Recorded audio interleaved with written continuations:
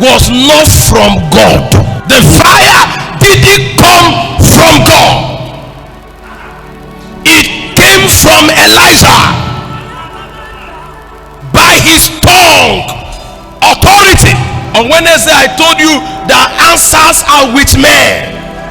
God gave man authority to kill and authority to make alive.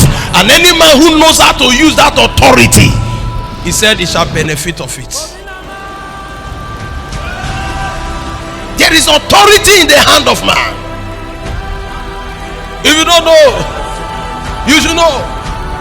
So he said, you do not know what manner of spirit you are made of.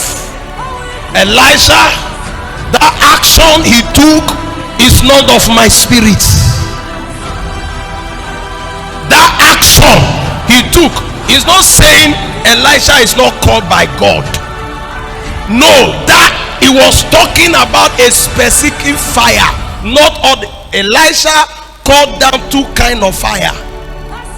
Elijah called down two kinds of fire. One of the fire was to consume a sacrifice and not to consume people. That fire came from God. But the one Jesus was talking about was the one that came to kill the 50 people. And the 50 died. Another 50 came. He called another fire. He killed them. Another 50 came. And these 50 were begging him. Come on, are you getting what I'm saying?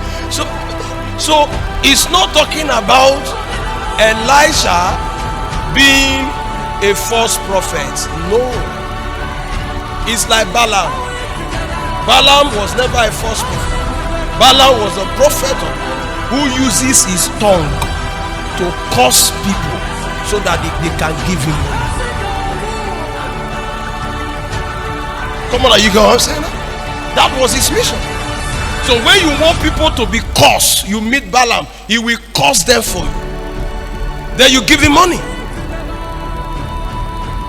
But he was a prophet of God. You saw God met him, God discussed to him, God called him his servant, and God instructed him what he should do. But when he left, he decided, when he saw the amount of money, he decided to follow up. Balaam. Hey, are you going to say that? So it's not an issue of the man of God being a fake man of God. No. It's a yielding. It's a yielding. You can actually yield to an influence, because all of us are product of influence. So when you yield to an influence that does not align with scriptures, Jesus said that spirit that functioned in the life of Elisha on that particular day, that answered that prayer of fire that consumed those 50 people, didn't come from. So where did it come from? From the spirit. Which spirit is that? Devil and Elisha's spirit.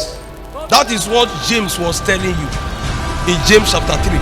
James described the power of the tongue, and James said that the tongue can set a course of life on fire, a whole course of life.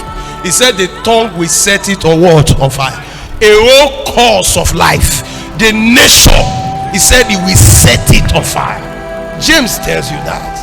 There are people who their tongues are very powerful. That's what James was telling you, that the tongues can set on fire the course of a nation. So God did not send fire to destroy 50 innocent people. What did they do? What did they do? They were innocent people they sent. They didn't come to kill Elijah. They needed invited Elijah in the palace to undo what he has done. Everybody is suffering. Come and undo what you have done. Do you know that Elijah locked the town? He said, according to my word. He didn't say the name of God. Elijah said, according to my word, there will be no rain. It's a verse. Elijah, the verse for the king and his operation. It's a verse. Come on, you get what I'm saying now? The king was tormenting people, destroying the country. So Elijah verse. So out of anger, he said, according to my word. We are not going to see rain. We are not going to see sun until you come beg me. That was what Elijah did. So when the 50 came, they just came to tell Elijah, say, "We are come, king wants to see you." Elijah said, "Me come down." Instead of me to come down, fire come and consume it. Another one came again, fire come and consume all of it. So they are just messengers, innocent messengers. Elijah came. God is not a destroyer of human beings. He's a savior of human beings. So Jesus came and introduced the killer, the destroyer.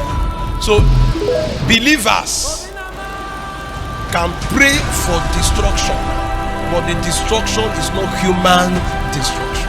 They can pray that things that are causing problem to people should be destroyed.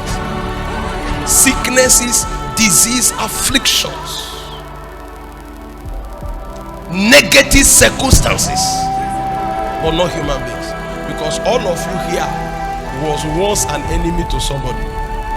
And even as you are, all of us, were once an enemy to God himself.